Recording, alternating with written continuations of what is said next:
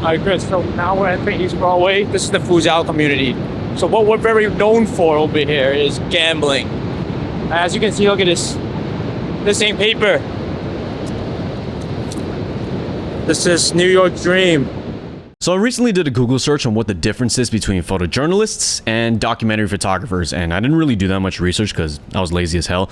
But basically the difference is in the contrast of the time spent on the project. Photojournalists show up for a short amount of time and doc folks are in it for the long haul. Now, it didn't specify what the line is to divide these two camps, and if you know, please drop a comment down in the section below so I can get some insight on that. The West 4th project, when completed, will be about 12 weeks long at a minimum, because I don't really know where it's going to take off from there. But if you haven't seen the video about the midway point of that specific project, you should click the link up here. And this whole video is going to go in depth of step 1 that I detailed in that video. So this Chinatown project that I started last year in 2022 is actually only just 3 days long, because I did 1 parade coverage in 2022 and I did 2 earlier this year. So it's very much in its infancies, and I only covered the very obvious part of Chinese American culture, which is that Lunar New Year parade. It's a very obvious step, but it's an essential one for me. So I'm going to share what my intention and strategy is for this 5-year-long project, but for this particular video, I'm going to share how I even start a documentary story.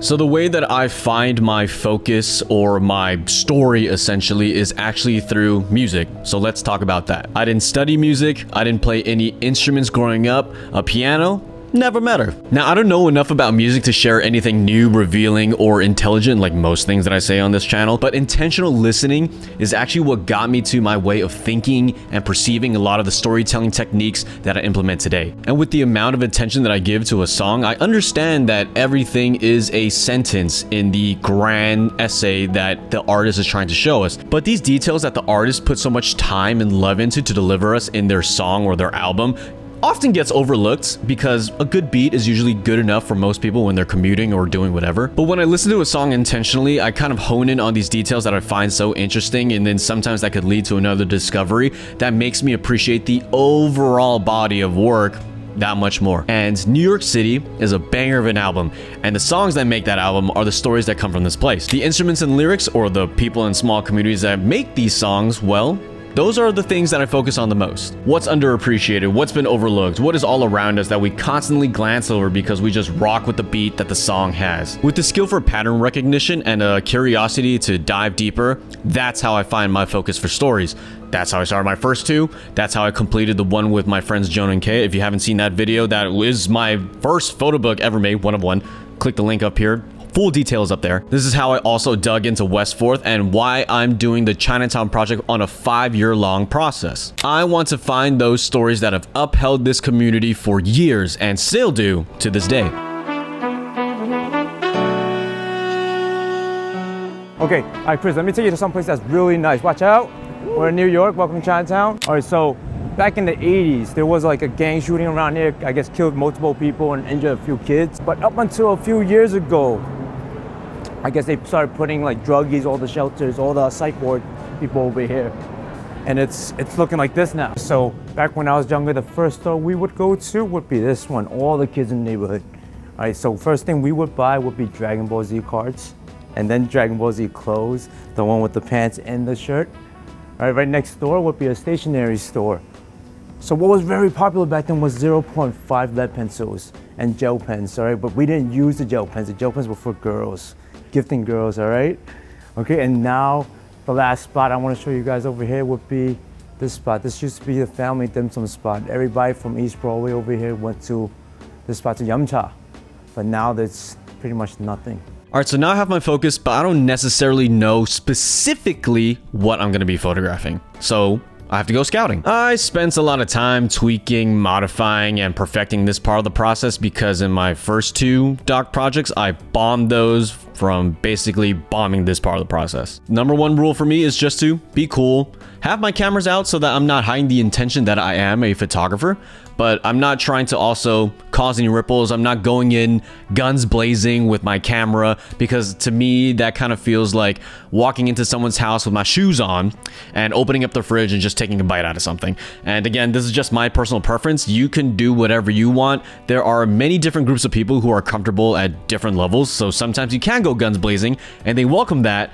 But for Chinese people, stereotypically, we're very private people. So I kind of have that empathy, and especially for Chinatown, that's the wrong move to do. I think it saves a lot of time when you have a guide who's willing to show you the ropes, the history, and the general vibe of a spot. And Justin is that guy for me. He actually reached out to me on Instagram when he saw my video, link right here, detailing this 5-year-long project. But then after he reached out to me, he ghosted me for 2 months, and then he broke my heart. So on my first visit with Justin, he was just showing me around town, talking about different corners, different streets, different businesses that used to be there and that aren't there anymore, pretty much sharing the local history, while simultaneously I'm sharing my intention and my kind of strategy for doing this so that he knows what I'm kind of thinking. Okay, so this place used to be really live, Chris. Back then, like back when I was around, even at midnight, kids would run around here freely.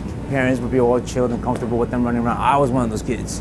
Right, but now, look at this. There used to be shops everywhere. There used to be different shop owners. We would used to be like, hey, hi, how you doing? We would know each other. It would be safe. But now there's like clearly a big struggle. Nobody in Chinatown is making it. Everybody's struggling hard. But last year, an organization called Welcome to Chinatown started an event called 88 East Rise. So what that is they'll have pop-up shops from other small companies. Companies like Sublima. Kelly's the founder of Sublima. She actually donated a lot of money to different organizations in Chinatown during COVID, just to keep us alive. Okay, the reason why some of these veteran businesses are still around is because there's people like Mott Street Girls. Mott Street Girls give this place like a small little explosion that gave them businesses from outside of town. But there's also one business I want to show you, Chris. It's from way back, and I don't think he's changed the price since back then, since his father's been doing it. All right, I still think he's fixing shoes for $2 a piece. All right, that's outside. My approach and intention is this: to show Americans as a whole what Chinese Americans are in the context of different Chinatowns across the country. What I don't like and what I'm trying not to do is just to show just one mode of this community, because there are projects that only show that we're just poor people, or that we're just old folks, or skinny dudes smoking cigarettes, or just gambling. There's so many beautiful facets of this community, and even behind the scenes characters today that are serving as pillars and even rejuvenators of Chinatown. And I aim to show a holistic story, so I got the surface level of this Chinese American culture, which is that Lunar New Year parade. That's probably the most popular part of the Chinese American culture. So in this whole scouting process, I'm not hiding my intentions. I am very much showing that I'm a photographer verbally and non-verbally. I snap a few pictures here and there as a mental note for revisiting, or for another technique that I'll detail later in the video. But being upfront with my intentions with my physical presentation and my overall vibe is very important for the scouting process.